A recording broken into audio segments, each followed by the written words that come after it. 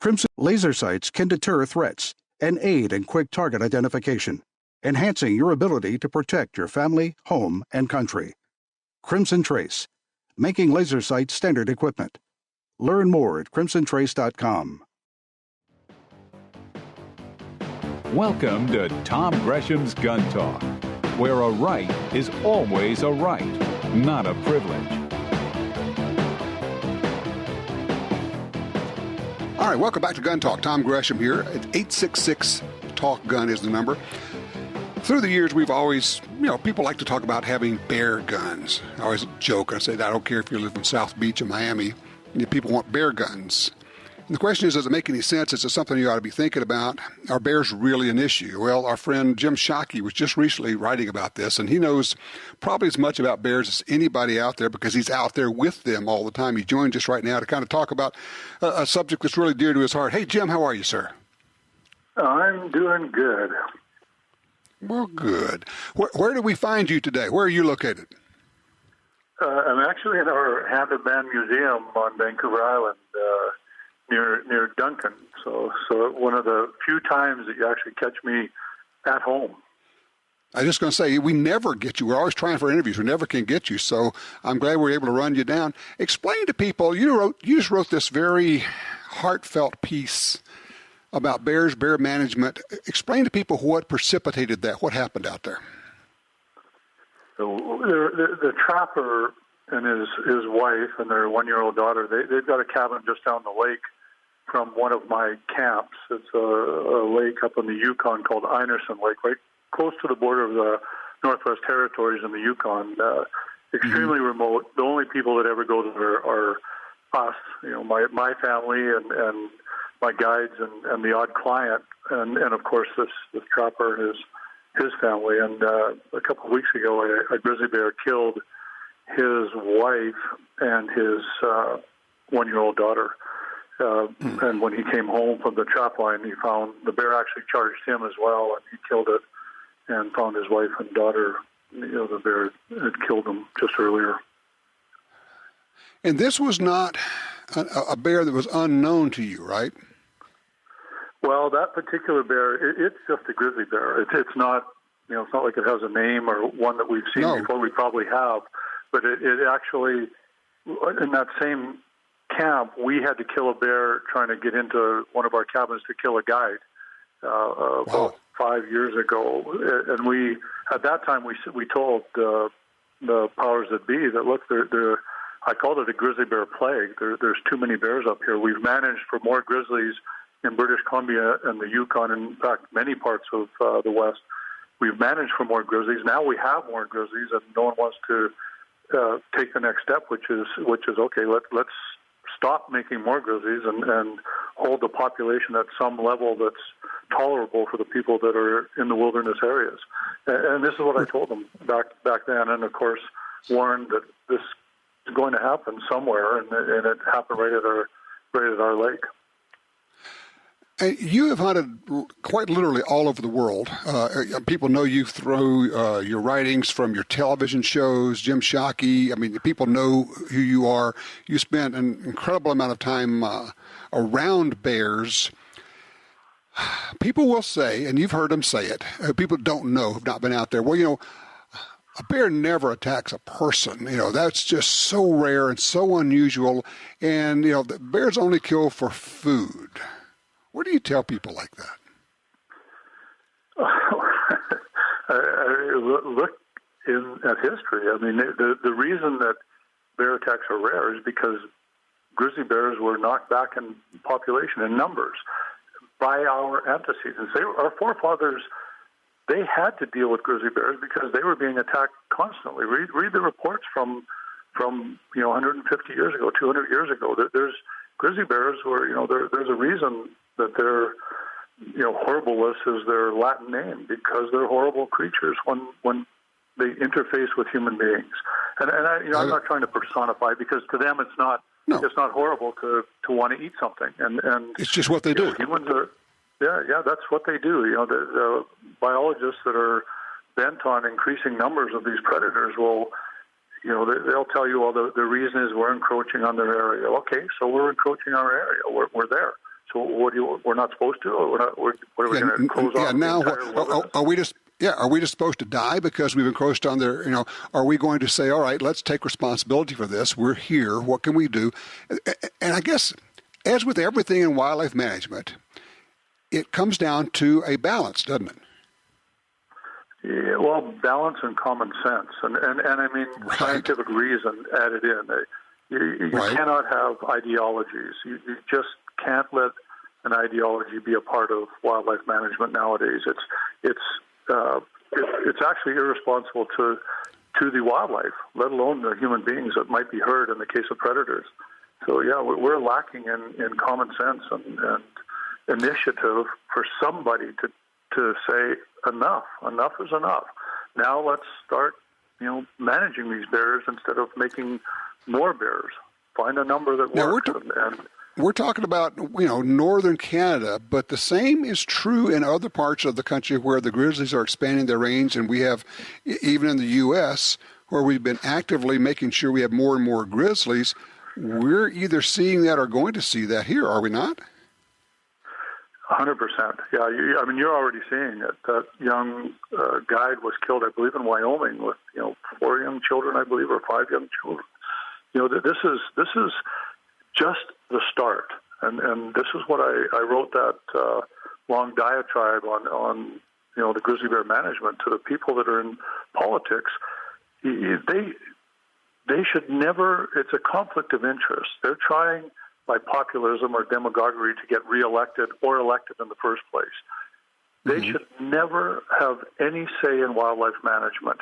It's a conflict of interest. In any kind of a business, it would be a conflict of interest. And they don't care because they're not held responsible when someone dies like this young guy in Wyoming. And it's going to happen again and again, and it's going to become more common until they can't say it's scarce, and they can't say it's because we're encroaching, or because we had a hamburger in our camp, so the bear can't help but kill you.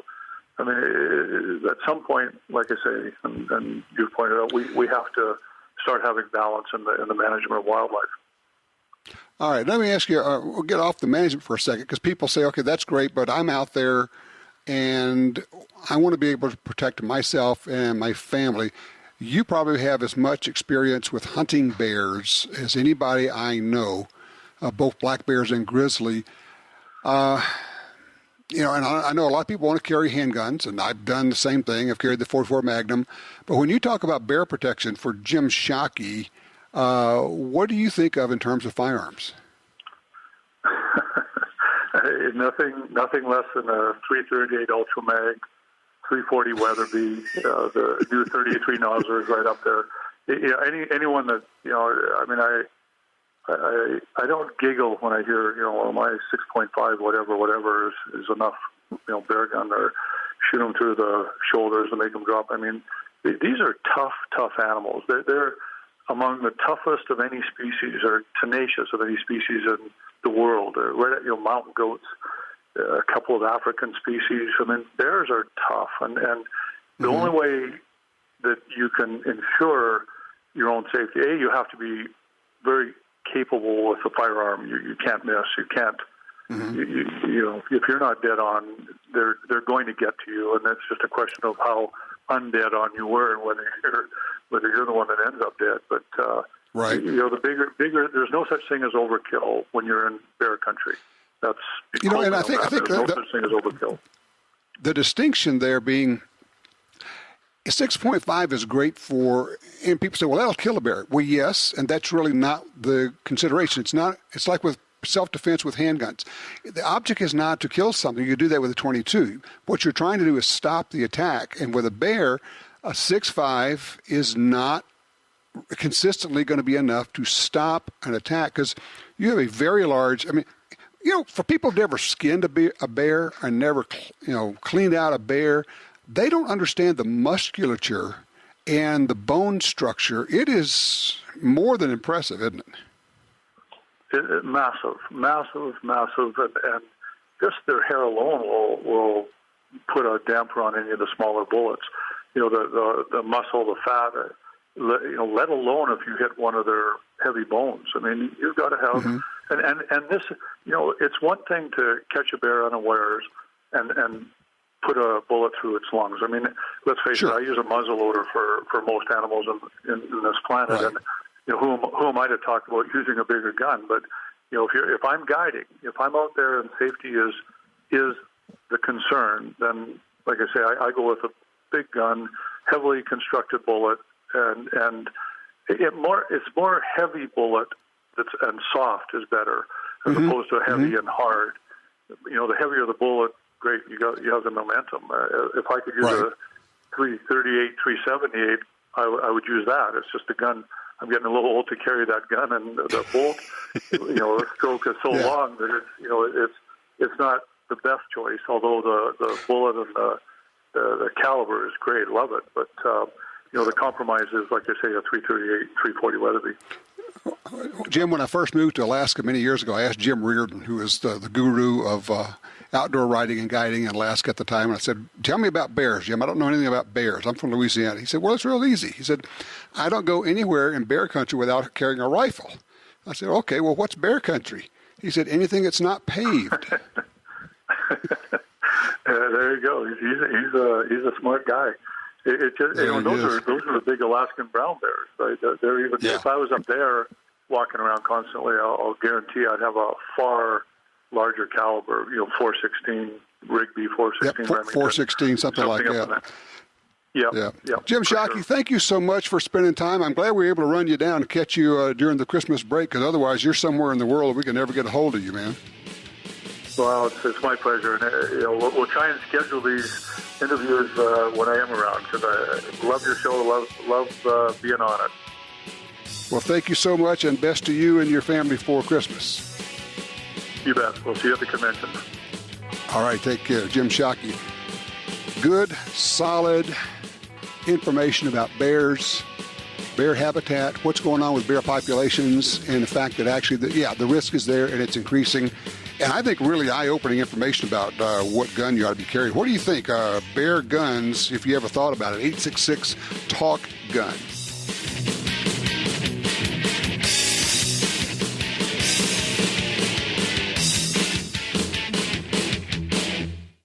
For more than 70 years, Timney Triggers has been enhancing the shooter's experience. Whether it's a local competition, a day at the range, or even the hunt of a lifetime. Setting the standard in aftermarket triggers, Timney is now producing more than 170 models of triggers for bolt-action rifles, shotguns, AR rifles, and semi-automatic rifles. Proudly made in the USA since 1946. Find your new trigger at TimneyTriggers.com.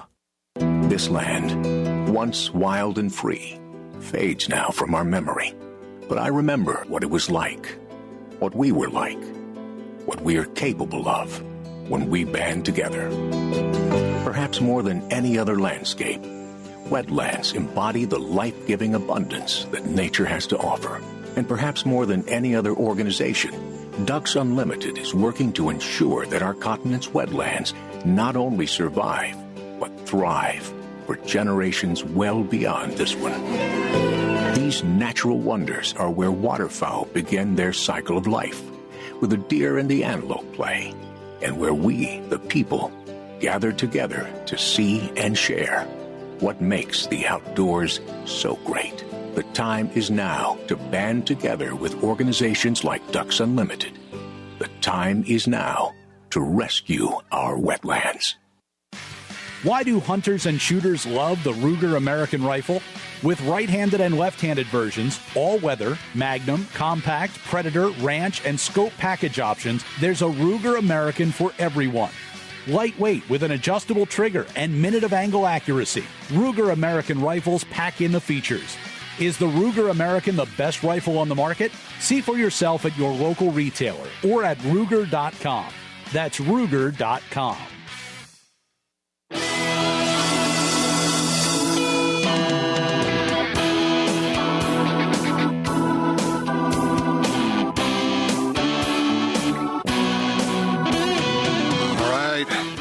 Back with you. 866 Talk Gun gets you in here. Let's see. Out of Michigan, Representative Debbie Dingell says she's going to pitch a law which helps police prevent mass shootings nationwide. Really?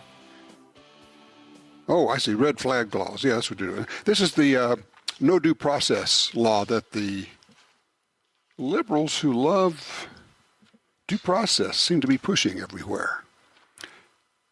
The turn in your neighbor law, or your ex-husband, or anybody you have a beef with, just drop a dime to the police and say, hey, this guy said some stuff. I don't know, he's making me nervous. He might be a danger.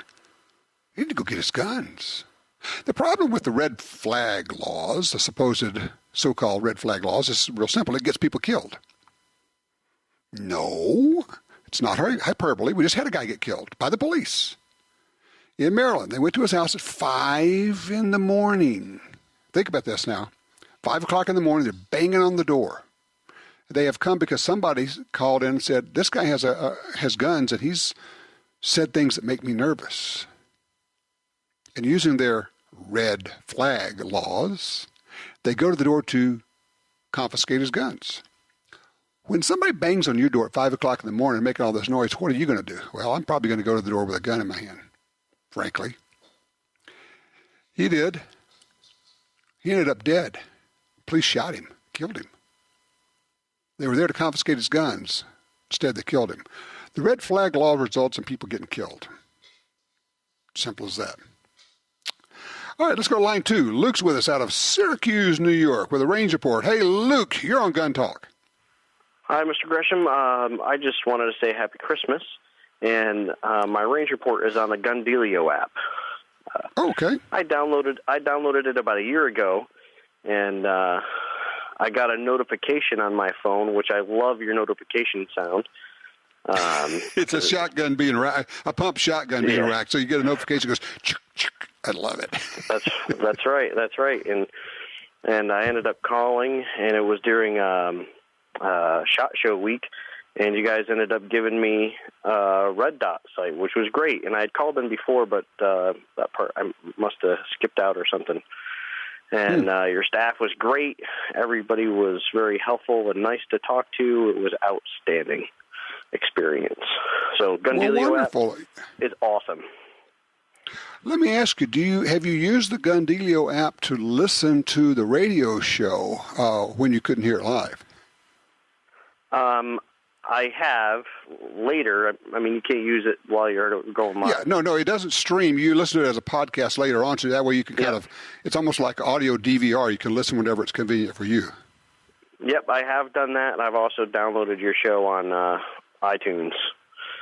So perfect. I'm usually a couple of days behind your live show, but I know when you're on, so I try to call. I'm not up to what you guys are all talking about. I'm usually a couple of days behind too, so it's okay. The other item I wanted to address is I wanted to thank you. My father-in-law, he feels at this point in his life he doesn't need to have a firearm anymore, so he approached me if I wanted them, and I said, I would love to buy them. And he threw out a price, and I said, what you have is worth more than that. He said, that's all I want. I said, okay. And I said, do me a favor, though. I said, write down a little story about why you got them, where you got them, what was going on, and that kind of thing. And he lit right up. He thought that was just a great idea. So I want to thank you for talking about that. And I haven't received those items yet, or the letters, but I'm looking forward to it, and I know he was excited to do that project. Well, that's wonderful. It's for those who don't know, it's something we've talked about in the past. If you're going to give somebody a gun, especially if it's been in the family, don't put it in your will. Give it to them, now, and write the story or tell the story or record it on your phone with video or something. Because honestly, Luke, those guns are going to mean so much more to you having that story behind it. That's right, and I really look forward to reading those letters. He's retired, so he's the town historian in the town that he lives, so it's right up his alley. That's perfect. And when I said that to him, he's not an emotional man, but he just about melted, and he thought that was just so great. Yep, there you go. Well, that is a fabulous Christmas present for you. Be sure to return it to him. That is great. Luke, thank you so much. That is a great range report, sir. Appreciate that. David's on 3 out of Columbia, North Carolina, talking about bears. What do you think, David? How are you doing today, sir? Great. Good. Well, I've been a very avid bear hunter since I was 8 years old. I started hunting with my grandfather. And the caliber I usually carry, I have a .444 Marlin, and it seems to be very effective. I also carry a .35 Wheeling. Yeah, both of those are good. And of course, and we were talking about earlier about bear protection. And of course, you're hunting black bears, I'm assuming. Yes, sir. Okay, and we were talking grizzlies, but yeah, you know what? I think people don't really understand or appreciate how good the .444 Marlin is, because it is a 45-70 on super steroids. That thing is a really good cartridge. Oh, yes, sir. It's an amazing caliber. I love it. I have literally, and people are going to think I'm lying, we sat there when Hornady brought out their Lever Evolution ammo, the pointed bullets that you could use in tubular magazines. And we were shooting 1-gallon milk jugs at 300 yards with a lever action .444 Marlin and having no problem at all. Yes, sir. I've also used it deer hunting occasionally. Say I run out of bullets from my rifle or my deer rifle and shooting deer 200 yards running and send them for a flip. Oh, yeah. You're hitting them with a big bullet. That is great. And then, of course, the .35 Wayland is a great caliber, just a 30-06 necked up to .35 caliber. So it's one of the great calibers of all time. I think you're making some good choices, and particularly for black bear hunting. I don't know that you could do any better. David, thank you so much. I appreciate that. That is a good range report. Calibers. Favorite calibers. That's always one of my fun things. And yes, I do love the .257 Roberts, but I'm not married to it. And I have at least one and probably going to get another .65 Creedmoor. I just think that's such a cool caliber. And I know people say, well, what's the big deal? It's just a .65. Yeah, I know. But it's the twist rate, it's the longer bullets, it's the VLD, it's the ballistics and all of that. But at the same time, I'm kind of attracted to the old classics, some of these old .35 Waylands, if you will, the 30-06, the .270. What's your preference? We got, I would say, 40-44. You like the old ones or you like the new ones? 866 Talk Gun.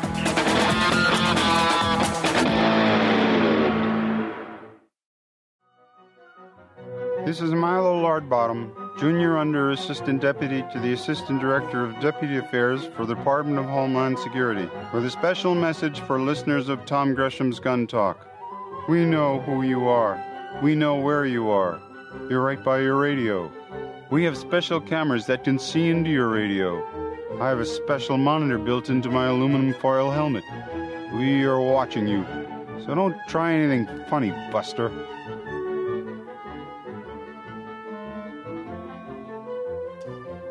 All right. I think there's some ground we need to go over.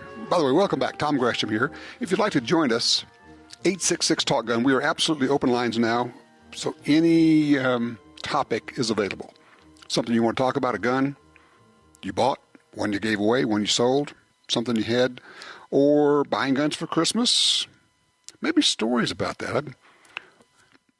One of my disappointments, where I did get a gun, but it was not what I wanted for Christmas. I don't know, probably in the 10, 11-year-old range. And I really wanted like a real firearm. And what I got was a set, I remember it very clearly.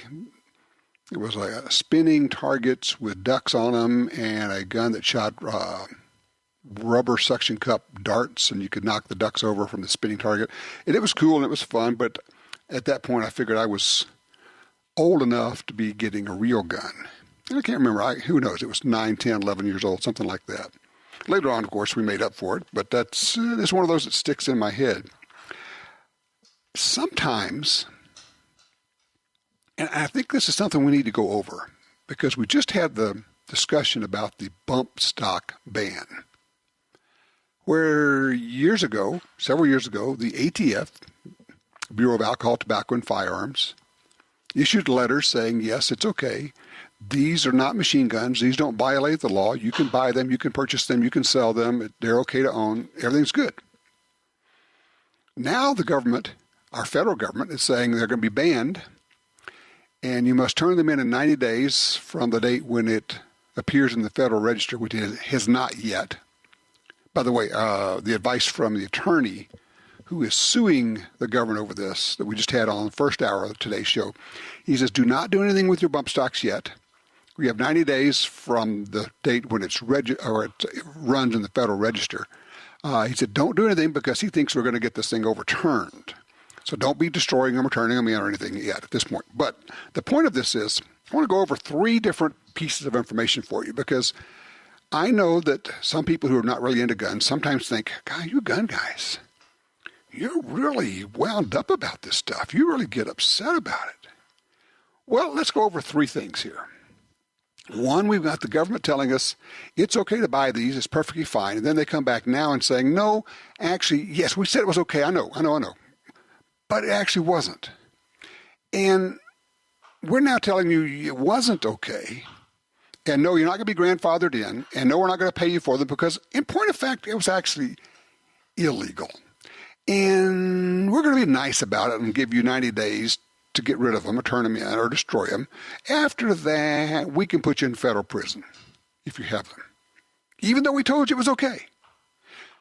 Okay, so take that, combine it with this. We've got, it has been the law for some period of time, but people were shocked when they saw this story over the last week when in court a judge says in the Parkland school shooting in Florida that the police had no duty, the schools had no duty to protect the children. It has been legal precedent, it's been the case for many, many years, that police have no legal duty to protect anyone. The courts say they kind of had a general duty to protect society, but if you call them and they don't come, too bad, can't hold them liable. So we have, in one case, the government's telling you something's legal when it actually, they come back later and say, no, as it wasn't legal and you're a criminal because you did what we told you you could do. That ought to get you riled up.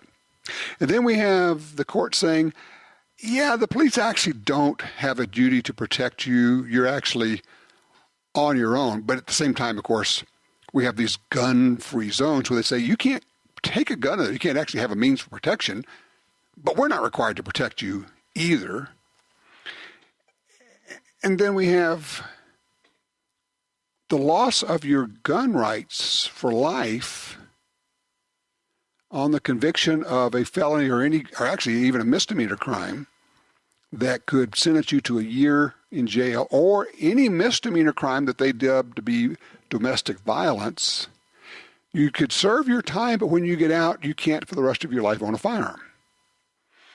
Now, it used to be you could apply on the federal basis to get your rights back. And then the ATF stopped doing that because a Democratic Congress ripped the money out of their budget and said, no, you can't help people get their rights back when it applies to guns because guns are bad. They're evil. They're ugly. They're probably even smelly. Yeah, they smell like gun oil. So you take all these things and put them together. And all of them alone are outrageous, and put them all together and they're uber outrageous. And yes, we do get upset. And yes, we do get fairly strident about it. And yes, we get up, to the point where we're saying the government, there's something flat out wrong when the government says you can do something and then come back and say, now we're going to put you in jail for that. Or the government says you can't carry a gun for protection, but the police are not required to protect you either.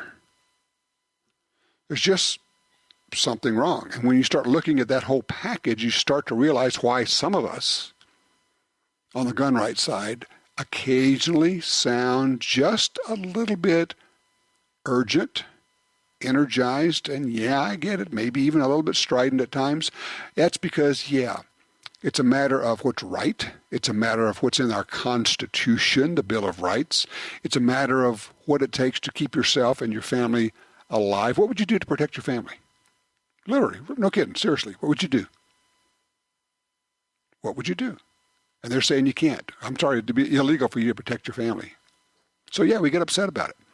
What's your take on this? Do we get too strident now and then? 866-TALK-GUN.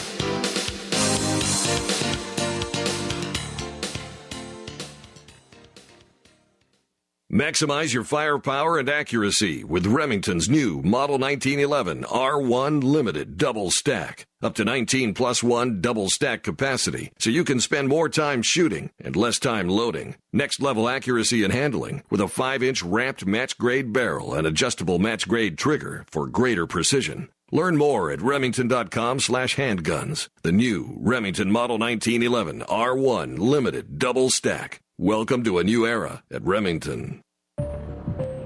You got your carry permit, and that's good. But you know you could use more training. Get the DVDs, which have what you need. Springfield Armory presents Concealed Carry 1 and Concealed Carry 2 with Bata Group. Learn specific concealed carry skills from Top Gun fighting trainers. Get trained. Be prepared. This really is life and death. ShopGunTalk.com. That's ShopGunTalk.com. Tired of searching the web for the best deals on guns, ammunition, and gear?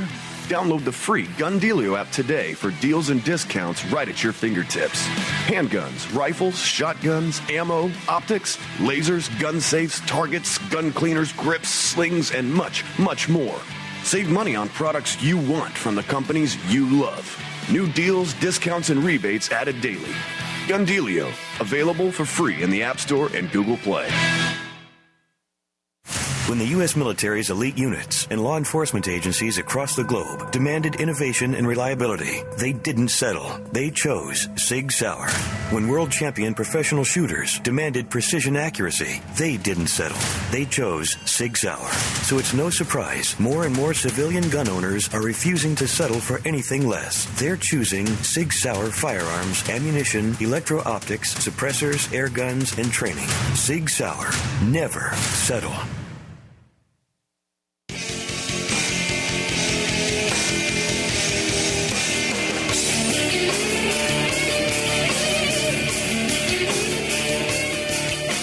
All right, welcome back. 866-TALK-GUN. Don't forget you can go to shopguntalk.com. We have T-shirts, books, hats, all kinds of stuff. Check that out. Let's see. Oh, yeah, we've got the new Guns and Gear and First-Person Defender shows are airing on Gun Talk's YouTube, Roku, Amazon Fire, or Apple TV channels. A lot of ways for you to keep up with us. Also, Facebook, of course. You can check us out over there as well. We're on Instagram for people who want to see a behind-the-scenes look at what the Gun Talk crew does. Lots of fun there. And, of course, I'm on Twitter as Gun Talk, just at Gun Talk on Twitter.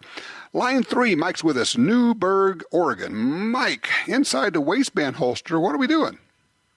So, I've decided that I want to put a weapon-mounted light on the carry gun. And I currently use an M&P 2.0 compact, Glock 19 size.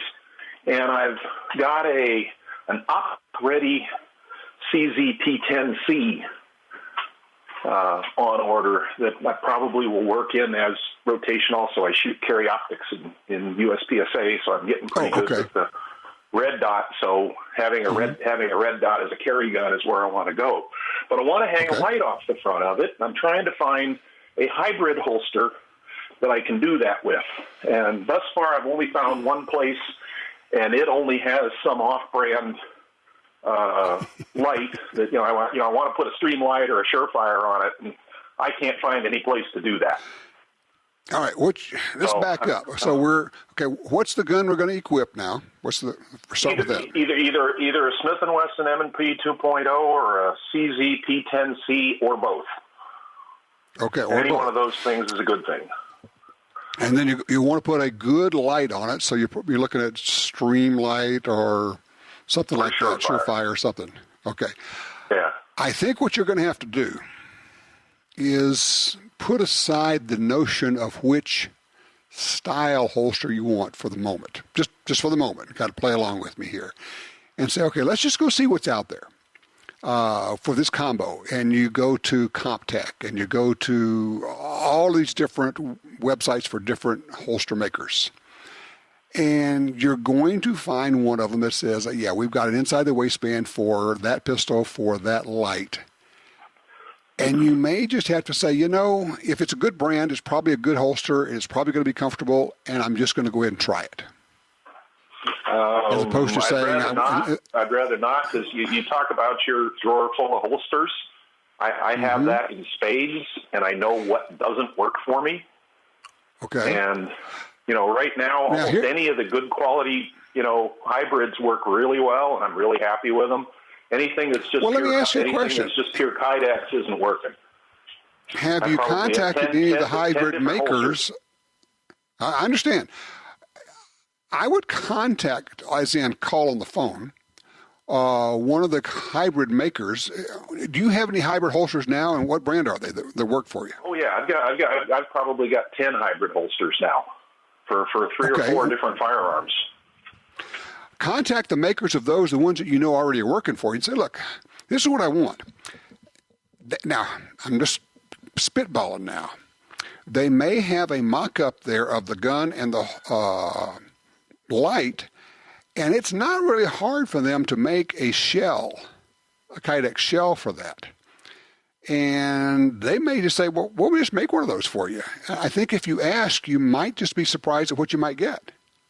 Okay, I will try that. I've reached out via email to Alien Gear because that's been my favorite holster so far, but I'll try some of, if they come back with a no, I'll try some of the others. Thank you very much. Yeah, try some of the others. Yeah, I would ask them. I mean, but it's not that big a deal. There's also, God, I'm trying to remember, there was a company that where you could make your own hybrid holsters, and you bought the Kydex and you actually melted it in your oven and blocked it out. I mean, it would be kind of a extra step, but anyway, it's a thought. But I wish you luck with that. Thank you for the call, sir. Let me see, where am I? Yes, I do have time. Rick, Fort Walton Beach on 2. Hey, Rick, you are on Gun Talk. On the subject of banning bump stocks, this attempt to ban bump stocks, and it's going on all across the country, is a new trend in banning guns, and it's a trend we've got to put a stop to. And the trend is banning weapons or accessories that there's no evidentiary basis for their ever having been used in a crime. A bump stock has never, to my knowledge, been used in a crime as shown in a court of law or even to a grand jury.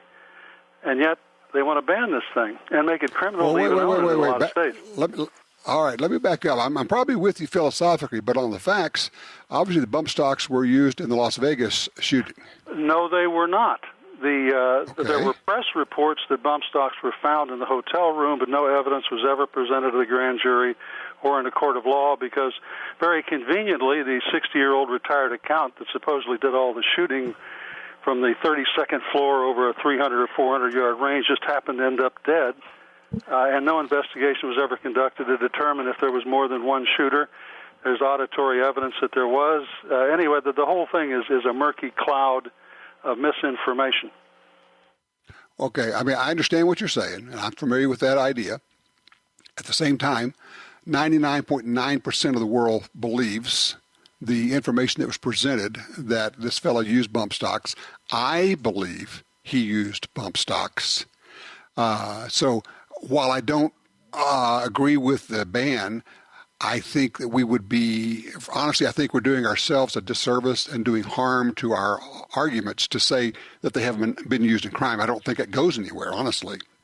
Well, I disagree entirely. If you've ever fired a bump stock, it's pretty difficult to hit a man-sized target at 25 yards more than a few times with a bump stock. Well, you know what? I've shot bump stocks a fair amount. And if you give me 10,000 people down below, and I don't care what I'm shooting at, yeah, it's not difficult. I mean, I hear people say that and going, really? Come on. 200, 300 yards away, and you got a cluster of people 3 football fields across.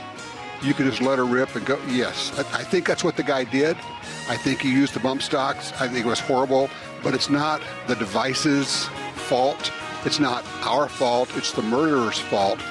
And we shouldn't be paying for that with this outrageous government edict.